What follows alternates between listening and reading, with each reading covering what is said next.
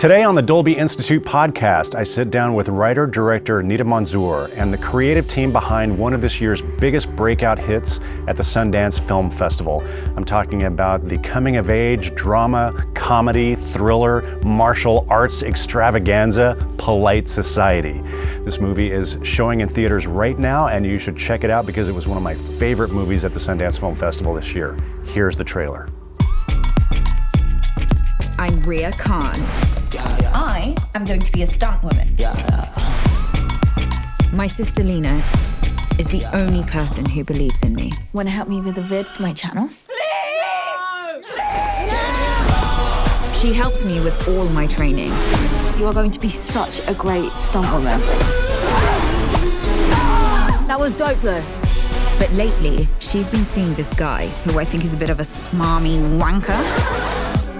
You know, it's a trap. Oh my God, Rhea, chill out. Now, I'm not being dramatic, but these people are evil.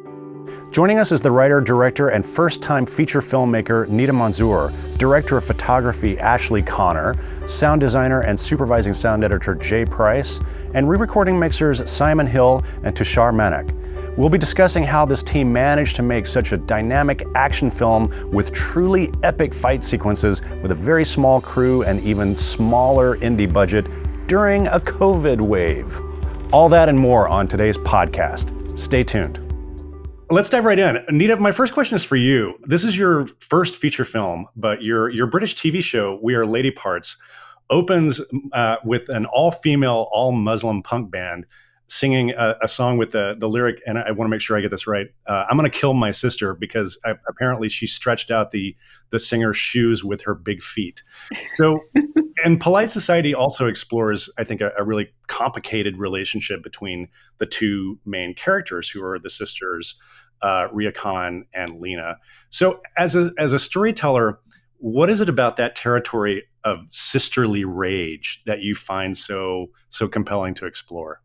That's the correct lyric. I have an older sister who I'm very close to, and female friendships and sisterhood is a theme that I'm drawn to because it's been so formative for me as a human in the world, but also something I don't see is sort of celebrated enough in TV and film. So it's always exciting, and rage as it relates to women is something that's complicated. Oftentimes you're so socialized into society where, anger isn't becoming for a woman. And so it sort of becomes a sort of strange emotion you carry around with you, but is there. So it's really fun to get to kind of go there with the action scenes in Polite Society, but also with the sort of punk music in the show, because it's cathartic. It's something that I'm excited to do because it feels like something that I was struggling with growing up.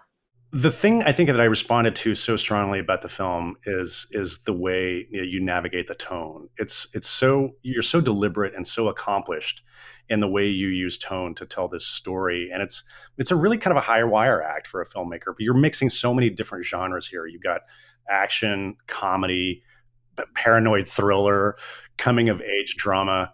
And in with that, you intersperse some surprisingly brutal fight scenes between these girls.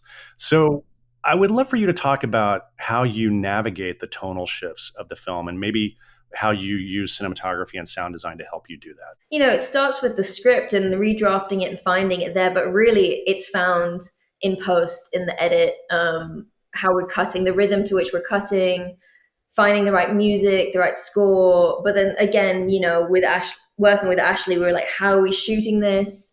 And Ashley will speak more. It's like, what's the style? What's the, whose film is it? I think Ashley will speak more about it, but we approached this thinking it's like, this is Rhea Khan's film. And like, if this teenage girl was making it, how would it feel? And that's how we approached it. And then again, the sound was so crucial in sort of getting audiences on board, for people feeling that they could see what it is. It's just, not only the design, the score, all of it working together.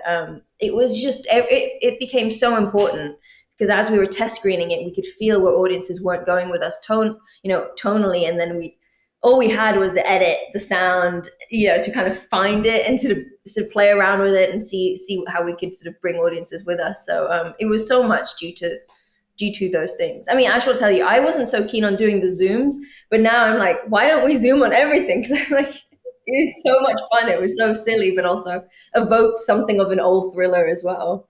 Yeah, Ashley, you want to jump in and talk about, one of the things that we talk a lot on this show about is the first 10 minutes of the film, and how, the audience comes to you with such a sense of goodwill. They want to have a great time. And you really have that first 10 minutes to kind of explain to them the cinematic language that you're going to use to tell the film. And this first 10 minutes is pretty rich. So, Ashley, I'd love for you to talk about how you developed with Nita that kind of signature visual style of the film.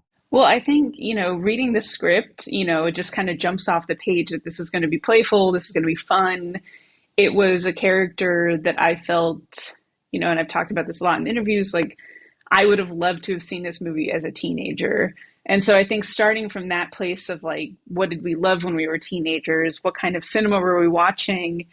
And how to kind of embrace that stylistically and also challenge that to be grounded in Ria's actual story, which is, a teenage girl wanting to be a stunt woman. And we knew tonally, leading up to the first fight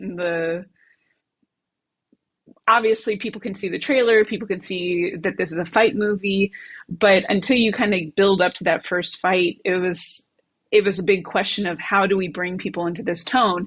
How do we be playful? How do we use rack focusing to kind of bring everybody into the energy of that this film is going to speak back to its audience and be in conversation with the audience? And it was so fun to kind of design for that moment. Like the first moment when they finally do a karate move and get into their positions, everything was building up to that moment. So it was just kind of questioning, how do we make it as playful and fun leading up to this moment? Because people might not know that she's going to jump off a wall. And not only is it going to be, a fight scene, it's going to be wired fights. And that was something that was so exciting for, I think, Nita and I, who grew up loving wirework movies, who grew up loving martial arts movies. And so, yeah, it was just kind of really exciting. And I had just kind of come off of a more austere project. And I was really looking to, I wanted zooms, I wanted whips, I wanted kind of everything, because it felt like so much fun to play in Rio's world. You brought up that initial fight scene, Khan versus Kovacs, which was just took us by surprise when it comes up in the film. But before we show that clip and kind of dive in that sequence, Jay, I'm kind of curious from your perspective as the sound designer and the supervising sound editor, when this came into you, I mean, what possibilities did you immediately see in terms of sound design? And can you tell us a little bit about maybe your initial conversations with Nita as you spotted the film and about what she wanted to get out of the sound design of the film? I think the first conversation I had with Nita kind of went to see you in the edit room. And I think your brief was like, this is so much work, but it's going to be so much fun. And that was kind of set off the tone. And that's how the kind of whole journey was. And I think, as being said, it's about getting into Ria's head and into her world. And, and that gives us the freedom to be much more flexible to play with what we hear. And as soon as we establish that, her world's vibrant, it's fun, it's funny, it's serious, and using sound to kind of really heighten that was kind of the focus and, yeah, the real joy to experiment and play with throughout. Oi! Stunt woman. Show us a stunt then. Piss off, Kovac. I've had enough of your shite for one morning. Minus 10 house points. Insubordination. You can't minus house points. Oh, I think you'll find I can. Leave it, Ria. Yeah, come on, let's go. It's not worth it. No.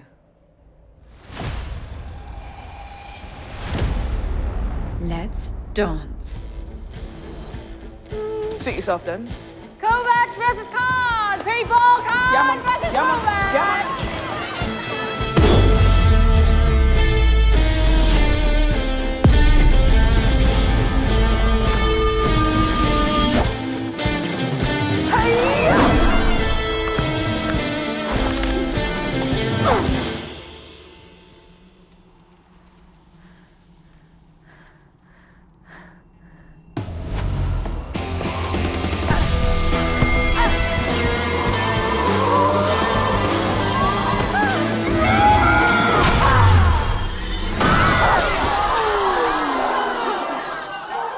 damage to school property.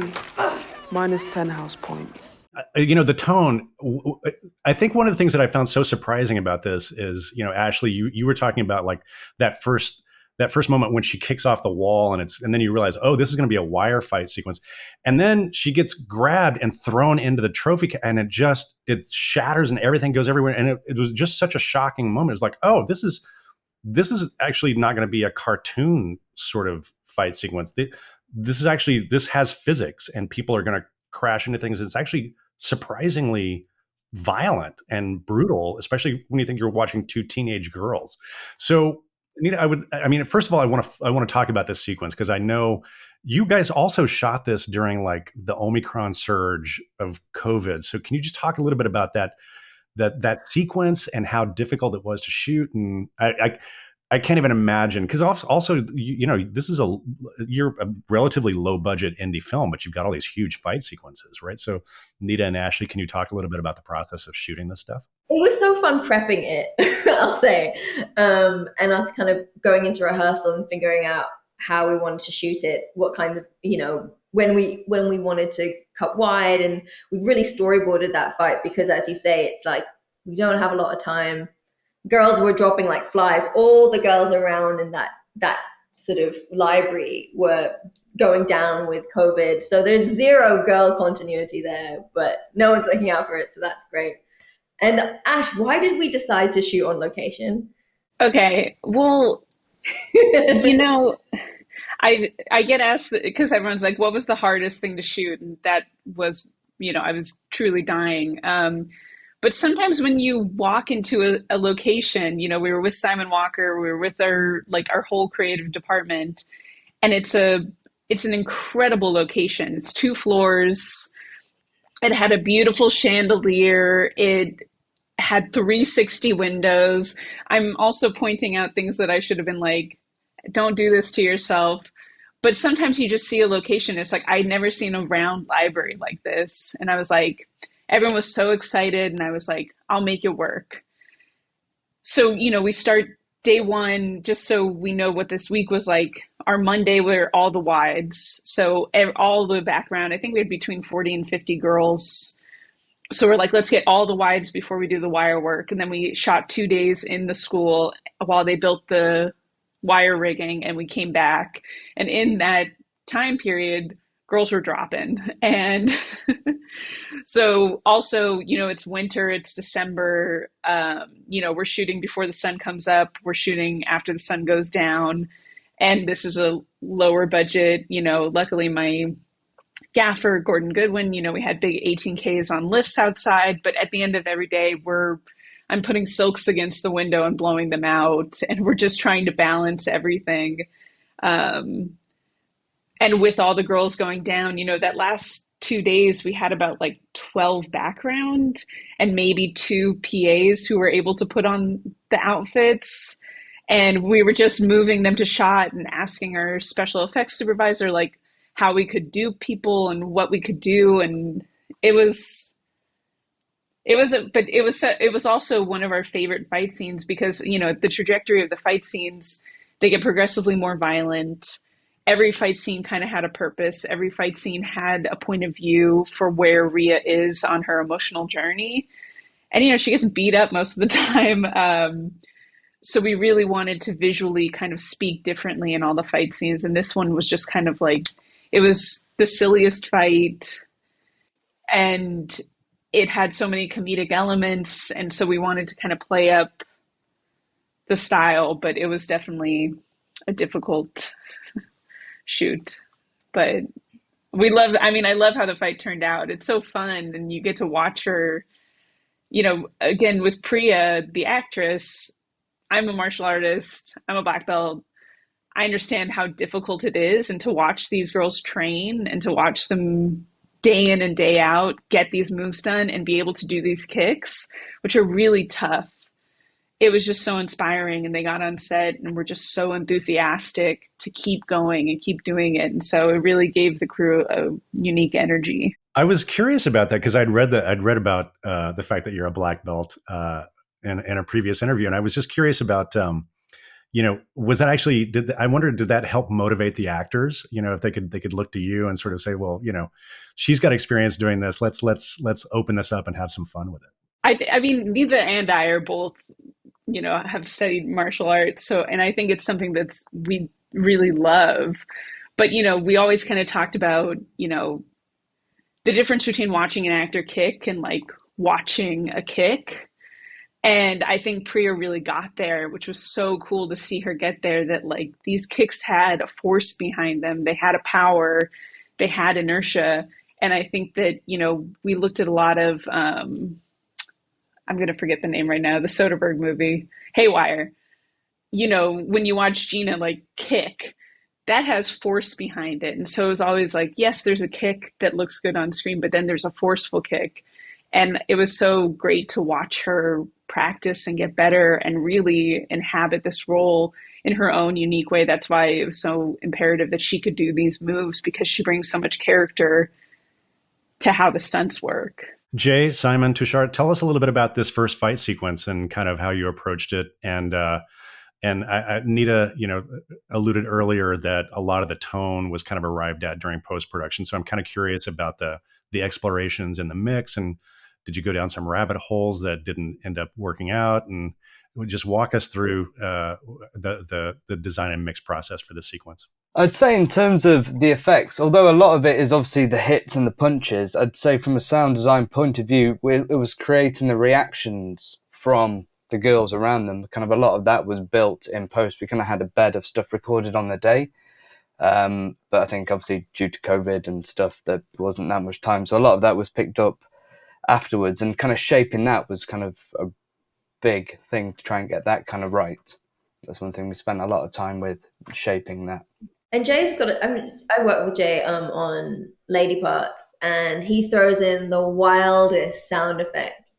It's like, he puts down so much cool stuff, which is why it's so exciting to work with these guys, because it's sort of like, most of them are like, whoa, that's too much. But then there's like this amazing soundscape, it's so playful. And then he's always kind of like putting in a fun, cool, like eagle screeches. I feel like you threw that in, like all this sort of texture and silliness came from Jay just being like throwing in so many ideas, like everything is in there. And then us sort of like falling in love with like various sounds and then reusing them in different fights. And, signifying a fight was gonna come with something again we had to find, because before it would just be like all of a sudden they'd break out into fighting without that much of a kind of way in, and so much of that came from the work that these guys did in sort of finding those fun sounds that also signified SmackDown is about to happen. The eagle screech, can we just talk about because I feel like when I heard the eagle screech I was like, okay, we've unlocked, like, okay, there it is. Again, that's just entering her headspace, isn't it? And she's kind of full of these, how to say, don't want to say cliches, but they kind of just, embrace the classics, certainly for these things. Yeah, and it's amazing. Like, I think, as you pointed out, Nita, you had this relationship with Jay, and when the sound effects tracks came to me, it was like, oh my God, what is this? Like, I've got every option. Like, I've got 6 options for everything. And then, it was a big challenge. But then I got, no, look, we're going to now chisel away. There was a few places where, there was sound design going on, but at the same time, music. And, we just had to just dive in. And I think, Nita had it all in her head, even though she says she didn't, that, what she wanted to wear. And it was fun. Like, I think Jay probably took, having worked with Nita before, and sort of what she said in the spotting session, had like millions of ideas. I mean, I'm jumping the gun, I think, especially for all the titles.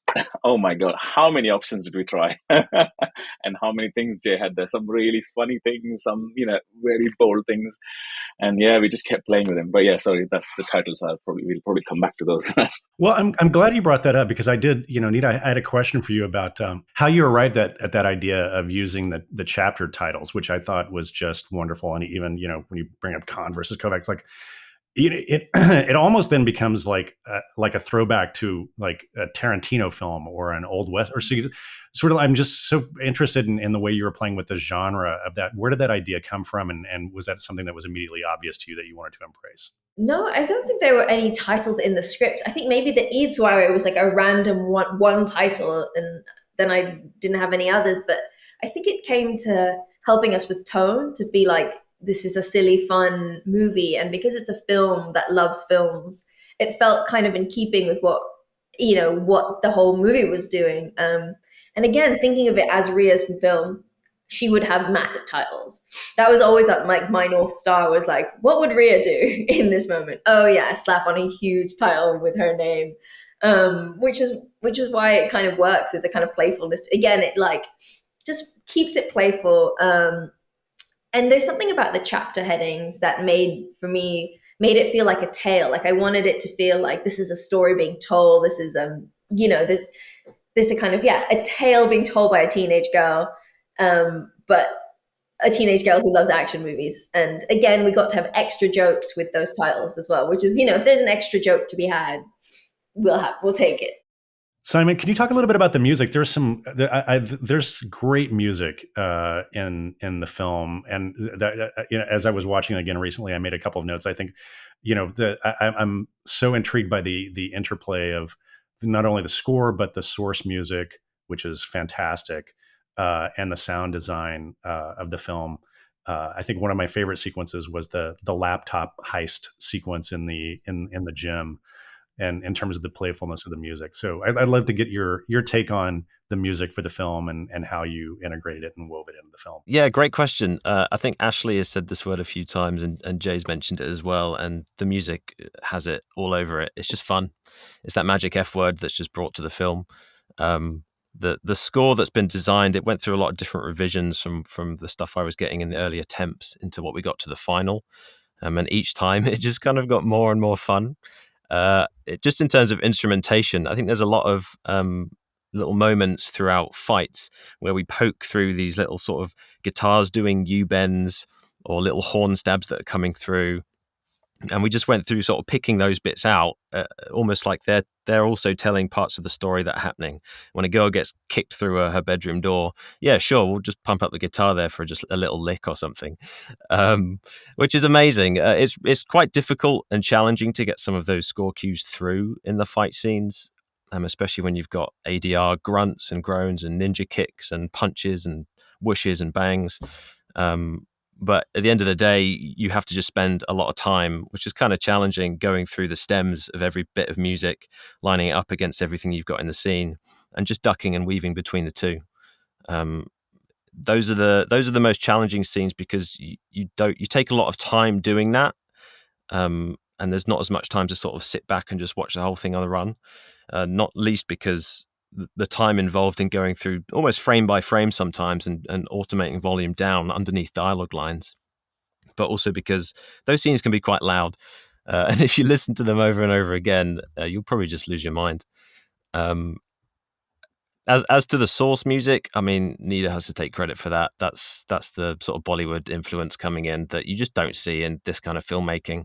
This sort of British level of humor and banter and teenage schoolgirl stuff with just these amazing tracks that at times are quite hard to balance because a lot of them are kind of aged in their production. So they're quite mid-rangey, which is going to sound nerd speak for, it sounds quite harsh sometimes. So you end up scooping a lot of stuff out. But we managed it, and it also gave a lot of low end for the inevitable chapter title sounds that we put in, which I think was was that the last day or the penultimate day? We were kind of sat there going, oh yeah, these are really big music bits and the chapters come through, but what if we just turned up the chapter sound about 20 dB? What would that feel like? I remember that. And Nida was like, can we have a bit more? And then he was like, a bit more. And I was a bit worried then. And then we played it in different rooms as well. And like, nah, it's fine. It's so amazing that was a late decision because it feels like it's such a part of the DNA of the story that you're telling. I've got some questions that I want to follow up about that, but Nida, I'd love for you to talk a little bit about your selection of the source music, and kind of what guided you and how you use the source music in the film.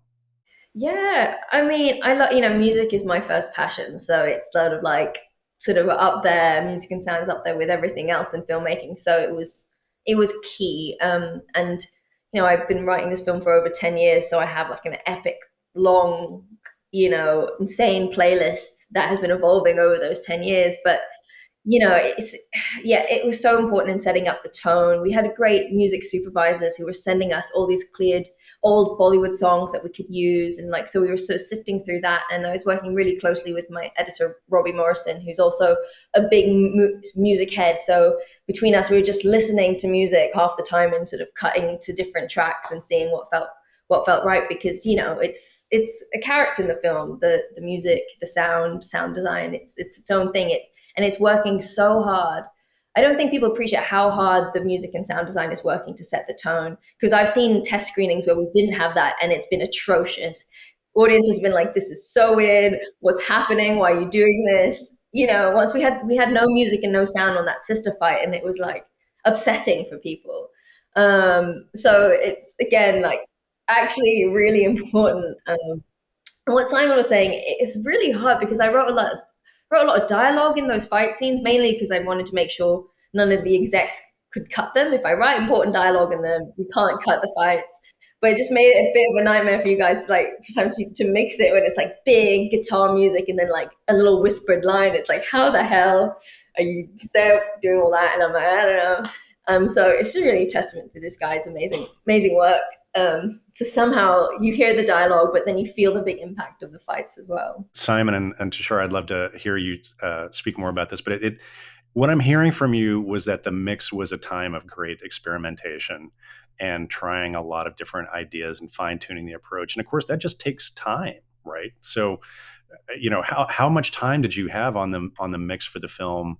And did you feel like you had adequate time to try some ideas and go down some rabbit holes and come back? I was kind of lucky that I got into the studio just ahead of the first temp mix. I think I did about 5 days on the studio, getting the dialogue in shape and getting some wacky vocal processing on them. Things like when Rahila is sort of shouting through the corridors for Rhea as she's running away, just putting big delays and reverbs on those kind of things. The almost Street Fighter-esque Tekken style sounds that they make when they pull a karate pose. We just put H delay or something to ricochet those through. So some of that was built in the sort of pre-temp mix, but in the final, I think we had about 2 weeks. The first few days, I think me and Tushar just kind of blitzed through the film as quickly as possible, getting it in shape, making you sure you could hear the dialogue and the ADR that was there, making sure all the sound effects from Jay were up there. The remaining time, I think, was I hate to use the dreaded F word again, but it was just fun. We were just playing with it, taking things in, putting things out. Hats off to Jay, because a lot of sound designers would hate having their sounds removed, but he was well up for it. And also when extra sounds were requested, Jay's right on it. He sat at the back of the room like, yeah, what can I put in? A rattlesnake? Sure, I'll put that in. Absolutely. I was just going to pay homage to the sound of a condom being filled up with fake semen. Like, if you ever wonder what that was, it's in the film, courtesy of Jay Price. Fair play, man. Yeah, Jay, you want to walk us through that sequence? And well, I must say with the effects, I worked quite closely with someone called Dario Suede, and that was a Dario special. That one with the. Well, there seems like there's a story here. Was it cake batter or what? Oh, yeah. Well, I think Foley had a go, and we had a few different attempts at it, but I think it's just thick and liquidy was the. And it's the stretch was the oh yeah, and the tying up sound, the kind of that was your best as well, right? I mean, as much detail went into that sort of thing in terms of adding comedy as it did to the punches, and that's I think added a lot. And we talk about the sound design and the mix and these ideas. We had a few temps, which was really useful for us to play with ideas. Then they went back to the cutting room, and Nida and Robbie, they're just as bad as me for throwing different stuff in terms of that, and they came back with some crazy ideas as well. So a lot of this kind of backward and forth, which I think was it's a real asset to it. As Jay said, I think it was really helpful, isn't it? I think maybe we could have had more time for the final, but because of the temps we had, the test screenings that we had, Nida had already in her mind, she had decided what she liked, and she used to call it the temp love for certain sounds. But yeah, she those tests really helped us, sort of identifying certain signature, points of how we'll approach sound-wise, really. So yeah, I think we had enough time, I think. You said that before the music and the sound effects that you showed it to some audiences and they found it very disturbing. It is a very violent. And I think one of the things that I was just a little surprised by was like, when Rhea gets smashed into the picture frame, repeatedly, when her head gets smashed in. I think I know how you're going to answer this question, but I want to ask you about sort of like, how did you again, back to tone? How did you know how far you could go without going too far? And what was your experimental process to sort of see how far can we go here? I wasn't sure how far I could go. So much of this is just pure trial and error, and often it's just error. But I'm glad the fight works for you. For some people, they just aren't ready to see that kind of violence between sisters. And I knew that it was kind of quite a polarizing scene for audiences, because we get all this data after the tests. Like, it was the scene where people hated it the most and loved it the most. So then you're like, okay, cool. Maybe there's a way I can bring more people with me if I just set the tone better. But then you get to a point where it's like, it's just not for everyone. And that's cool. But that scene just felt so right. I don't know, when you're just, I'm in therapy, it's fine. But when you're I really wanted my sister to be there, because, I found it really cathartic to have those two sisters fight. And because it's again, it sort of goes down to why I'm doing it. And I'm like, I'm doing it because, when the person you love the most you fight with them, they can hurt you the most, and it's, again, that's why this fight needed to be bigger violence. It needed to be the most destructive, and it needed to be just messy and grapply, because that's what it feels like when you fight with that person emotionally. So I was sort of using that to kind of ground myself, but just having, I don't know, I really got such a kick out of seeing her head being smashed, going through the door. Honestly, it's just so joyful. I don't know why. It's great. Well, I also think we talked about this, and like, I have two sisters, and I'd love to read the data points on I think the people who like the fight the most are the people who understand a sisterly relationship.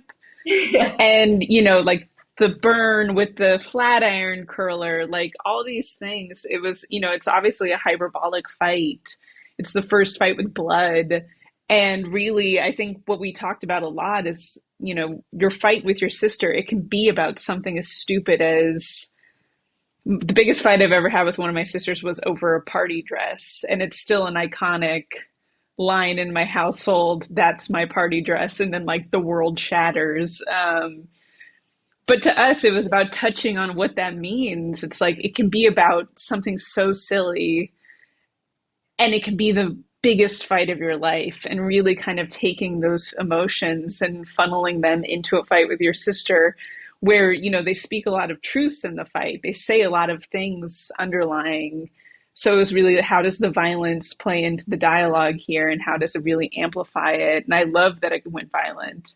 I think that there was a question about the blood, and it was like, no, it has to, they have to make each other bleed, because this is, an exaggerated world. And I loved, again, I would like the data points on sisters who watch that fight and love it. So you bumped into him at the gym, huh? Really? No, I followed his movements and tracked him down. I wanted to meet him, seeing as he's my soon-to-be brother-in-law. What did I tell you about staying out of my life? Oops.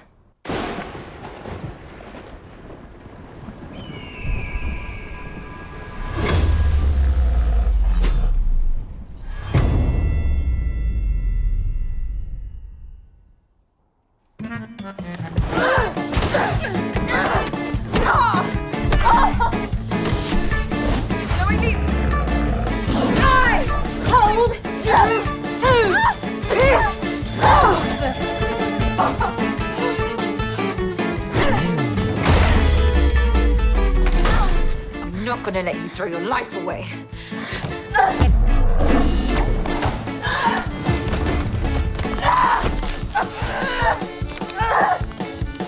It's interesting that you bring that up, right? Because if there was no blood, then it just would be a cartoon, right? And it wouldn't have that emotional resonance. The first time you see blood, you're like, oh, this is actually real, right? Which is probably why some people were just. Nita, I'm so interested. Like, did you get pushback from the studio about that? Did you have executives kind of say like, you might have gone too far there?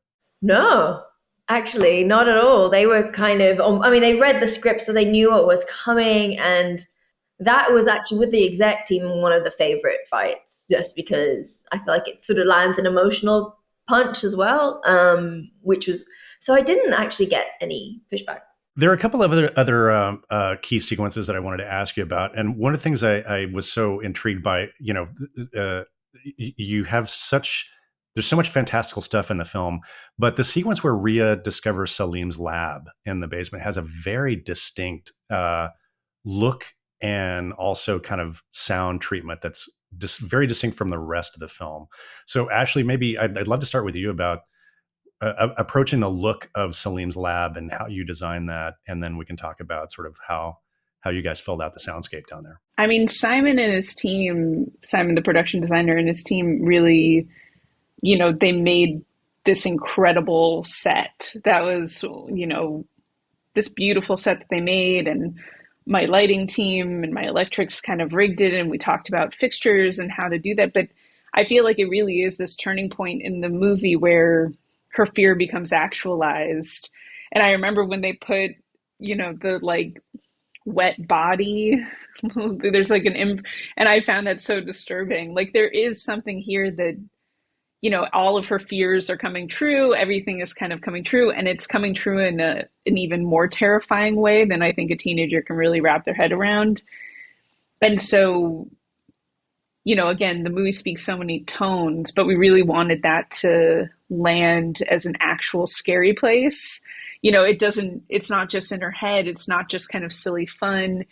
It takes this turn, this medical turn. And I think that that's an even scarier abstraction to realize. And so we really talked about bringing the colors down, bringing the pacing down, and just kind of being with her. So much of the movie is about perspective and proximity to Rhea and her experience. And this was one where we wanted it to build to this final moment of her at the computer and kind of seeing that, the stakes here have now gotten a lot higher, and how that would feel to somebody who, okay, it's not just breaking up a marriage. It's not just getting your sister to be an artist. It's like, oh no, something very nefarious is happening here.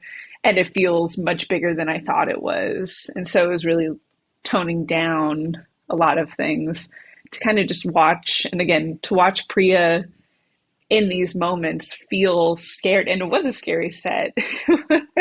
Sometimes you just get to walk into spaces and they actually feel like what you want them to feel like. And Simon and his team did such an incredible job. And I felt like that one was one with like the scary, they were maybe like baby lions in the liquid, everything. It was just so creepy and sterile. And I feel like so much of the film occupies a very warm space. And suddenly this became very steely. Jay, tell us about the creating the soundscape for the lab. But when I first read the script, I read up to that point. I read up to where she takes the offering to Rahila, and then I think I got off the tube or whatever I was doing, and then I came back and I read the second half of the script from that point onwards, and I was just like, that took a turn. I was watching. I thought I was reading a script about the schoolgirl who wants to become a martial artist, and it all changed up there. So I think this is such a huge turning point in the whole film, really, in terms of, as Ashley said, it's a realization that everything she thought and more. And from a sound point of view, it was a really fun thing to play with, because it's about getting this balance of fear, but kind of an organic kind of life, and that kind of story points in there about what has happened and getting the flashback. It was very something we kind of played with quite a lot and had a lot of fun with, really, and kind of exploring that. But the main thing was just to really make sure we're navigating the narrative arc of what that scene is trying to get. Tell me about, any specific, like, what was your approach to ambiences? Did you feel like you needed to, like, the images are so disturbing. Did you feel like you needed to kind of take that further with ambiences and sound effects, or could you kind of like even play in counterpoint to it? Yeah, no, it was to really take it even further and add the stings as she hits kind of the metal tray to kind of jump out at her. I think we've got kind of breathing kind of apparatus in there, because the idea is these are kind of like processed clones that are kind of half alive, half dead, not really kind of there, and trying to push that element of it. And so we used a lot of sonic textures to try and kind of push that through, instead of being more clinical, try and give that sense of the laboratory sense more than a clinical kind of place. And I think we also like drop the sound down when she first enters the lab, rather than kind of amping it up immediately. You sort of built it. We just started with the sort of footsteps to give it that kind of vulnerable, oh, this is real. And then sort of you kind of built up all that incredible sort of soundscape. Yeah, we hear it from the other room, just kind of small sections of it. And as she kind of comes in, it just kind of envelops her. We're headed to the big climax, which is the inevitable wedding of Lena and Salim. And this was a huge sequence with a really delightful dance number right in it. So, Ashley, I would love for you to kind of talk about, the way you approach shooting sort of the big crowd sequences in the wedding. And I'm sure that was posed a series of challenges. I mean, we took over a space called the Battersea Art Center. The green room, the like wedding room that Lena stays in and that they have a couple big fights, was a set build because they had to do a lot of wire rigging there. But really, again, this is like a testament to Simon, our production designer, and PC Williams, the costume designer. And they just had this incredible vision for these spaces. They knew if you saw, I mean, the space is beautiful, but if you saw what the space looked like, they really transformed it. And my rigging team, my electrics, it was really like a pure collaboration between all departments on how to design the light of this space, how to highlight Simon's flowers, how to highlight that stage. And again, we were moving quite quickly, so there were going to be re-rigs, but we knew that the wedding was going to be large. We knew that we had 50-foot techno crane. We had all these and we had to move through the space. It was always about moving. And, we read through the design of the space and how they move and the timing of that and what that means. And so it was really kind of building up towards this fever pitch of the final showdown and this kind of Western showdown, and how to kind of build up to that moment. And the Devda scene, I mean, there's so much to talk about at the wedding. I feel like so inspired by PC's designs, the gorgeous costumes. It was really, she designed each party, like the groom's side, the bride's side, to have different color spaces. And it was really just such a beautiful thing to play in, to light, to really celebrate. And then the Devdas scene, this is obviously an homage to a very famous Bollywood scene. Nida had shown us all, and we wanted to really honor this one kind of Bollywood tradition. We wanted to shoot through candles. We wanted it to move. We wanted to highlight the dresses and how this would play into the dance and the floor tiling. We knew we wanted a lot of overheads. And it was really kind of this love of a whole group of people growing up on Bollywood films to kind of honor that, and to still have it be a teenager dancing, and to still have it be not the most perfect dance number, but on our own terms. How do we make it an homage to a Bollywood film that we shot in half a day?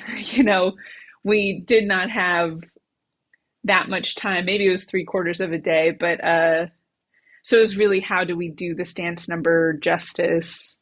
And again, give as much shooting through candles and movement around her. And it's just so funny that, the words are being highlighted by her actions. She's just kind of evil-eyeing. That's what we always called it. She'd be evil-eyeing Salim and really telling him that she's coming for him. I'm glad you brought that up, Nita. I wanted to ask you, because she has some great looks. And I love that, periodically you would just cut back to her, like staring out the window at someone. And she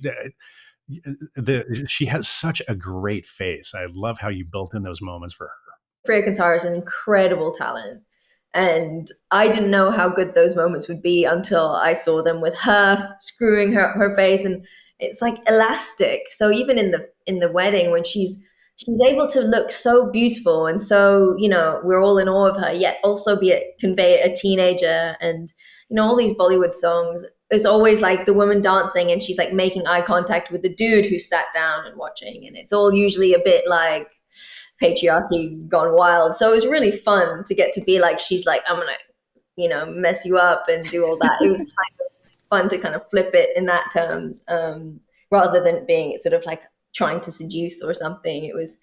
That was really fun. And Priya's face, man, her one eyebrow as well as she has it all, and it just makes it all the more joyful to kind of shoot her. Ashley brought up the costumes, and guys, I definitely, when I saw that the wedding sequence, I thought, and I saw those costumes, my sound nerd brain went off, and I was like, wonder how those costumes were for sound. Tell us about the production tracks that came in from that sequence. Yeah, a mixed bag, shall we say? Oh yeah. I mean, a lot of that kind of stuff was covered in ADR if we needed it, but given the time that we had, less ADR is used in the film than we shot, which I consider to be a bit of a success, to be honest. I think that's the way everything should go. Once we spend a bit of time on those tracks, we can clean them up enough to make them intelligible, remove all the rustles. Dialogue restoration has come a long way, even in the last 2 or 3 years alone. It seems like everyone had a stab when they got into lockdown. They just thought, hey, I can probably write some AI that cleans up dialogue really well. And it takes a bit of time to do it, but, then we get to keep a lot of the recordings that were done that were otherwise a bit scratchy and harsh. And there you go. The authenticity of the performance as well as the costumes is all retained. If anything, I think I remember we actually putting in some jewelry sounds back in, isn't it, Nida? Because we were like, oh, we don't have enough because they're fully dressed up. We need more sound. So we were adding more Foley that Jay had built, even on top of what Foley people had done, just to enhance the fight sequences. It was the sort of swishing dresses and the sort of jingling jewelry. And at one point there was like, I'm like, what's that sound? It's like, oh, it's bangles breaking. I'm like, oh, yeah, they added so much more than was actually there, which just really gave it so much texture. You've crafted such a fantastic screen villain in Rahila. And of course, like we build to that final fight sequence with Rhea and Rahila. And, that overhead kick, the overhead flip is so amazing. Can you talk about shooting that sequence? And I understand you didn't have a lot of time for that, right? Oh God, Ash, do you remember how much time we had for that? But I remember you going up and setting up the camera and being so happy, like, we've got the top shot. I mean, again, to watch Priya do these moves, that's the other part of it, is like you're really talking to the crew and designing your days. And our wonderful first AD, Claire Audrey, they get exhausted. And I've done musicals and seen dance numbers, and it's really like you have to be smart about where you put your emphasis. And I think we shot that over the course of a day and a half, the Rahila fight, which is, a decent amount of time for our schedule, but not that much time for such a involved fight with so much wire work. So it was really about finding Priya's rhythm and flow and making it so that we could make her do as many of the moves as possible and kind of not wearing her out. And so it was really fun kind of designing these days and getting into it and just watching her kind of dig deep. And that was one of the final things that we shot, like fighting for this overhead in the corner. And then I think truly there were so many moments where she'd do a move and then they'd call cut and the entire crew, this room was also a room of mirrors, so not many people could be in the room. But then you just hear everyone around the entire stage break out into clapping because it was just so joyous to watch her do it. And and again, she just gets beat up. So, and Nimra, who plays Rahila, who's like so evil, and she's just the best presence on set. She's so fun. She's the nicest person, but then to watch her kind of inhabit this character, this evil, campy, we kept on calling her a queer icon because of these gloves that sort of presented themselves and became their own character. And to watch her kind of inhabit this space, it was just so thrilling. And I think that you really kind of, I always say what happens behind the scenes bleeds out into the front of camera, and you can really feel the joy of everybody making that scene, especially. You just feel the joy and the pleasure in finally watching the scene. And, you know, we storyboarded, we did test shoots with cameras or with my iPhone, we cut it together, we would shoot the sequences and practice shots. And then to kind of see it all come together on set was so thrilling.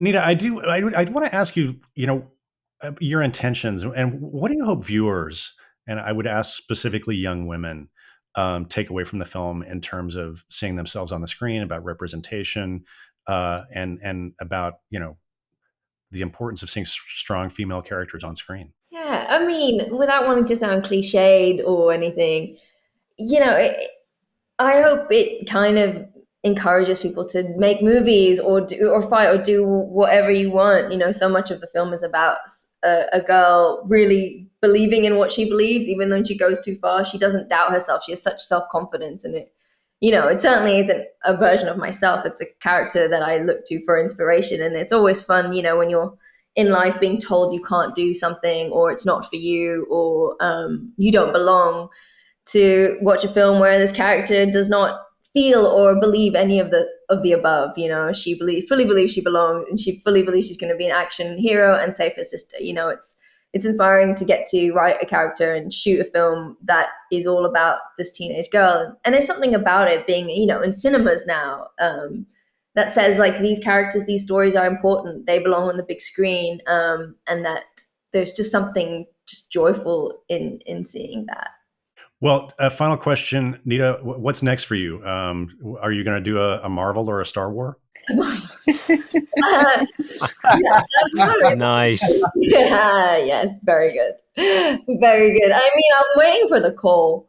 But until then, I'm doing Lady Parts Series 2 with these guys again, which will be fun. And yeah, just getting back into that space before hopefully another movie, another bigger, more fun, more bloody action film with lots more women, you know, being rageful. That's fantastic. Well, I have every confidence that call is going to come, and we certainly hope that the next one we can help you out, you guys out, and do it in Dolby Vision and Dolby Atmos for an even more spectacular experience. Yeah. Well, I just want to say kind of one last thing with this is, like, you know, Nida's passion and drive and fun and energy, it just drives it all. I mean, certainly in terms of everything we did through the mix, and I suspect that was the same on set, and it's just such a fun environment to work in. It's just like very collaborative and just, it's real joy. Yeah. Thanks, Jay. And I think that comes through on screen a lot, and so much of that comes from the way that you operate and the way that you interact, and how we kind of, you know, give a lot of freedom to people, and, you know, and ideas, and I think it works really well. Thank you guys so much for coming on the show today and talking to us about Polite Society. Again, we love this movie, and we're really curious, very, very curious to see what this team does next and where you go. Thanks again for coming on the show and talking to us about this really, really wonderful movie. Thank you. Thanks, Glenn. Thanks, Glenn. Thanks for having us. Great. Many thanks once again to Nita, Ashley, Simon, Jay, and Tushar. And thanks again to our friends over at Focus Features who put this interview together and gave us those amazing clips. And if you haven't already, please make sure you're subscribed to us, the Dolby Institute podcast. You can find links to our show on all the major podcasting platforms in our show notes, or you can simply search for Dolby wherever you get your podcasts. If you're curious to know more about the Dolby Institute, head on over to dolbyinstitute.com. There you will find information about all of our programs. You can access the entire library of episodes of this podcast, and you can sign up for our mailing list. Until next time, thanks again for joining us. This is the Dolby Institute podcast. I'm your host, Glenn Kaiser. Our producer and editor is Michael Coleman. Our executive producers are Amanda Schneider and Jack Ferry, with additional editing by Matt Nixon. And our production coordinator is Sunny Chen. Thanks for listening.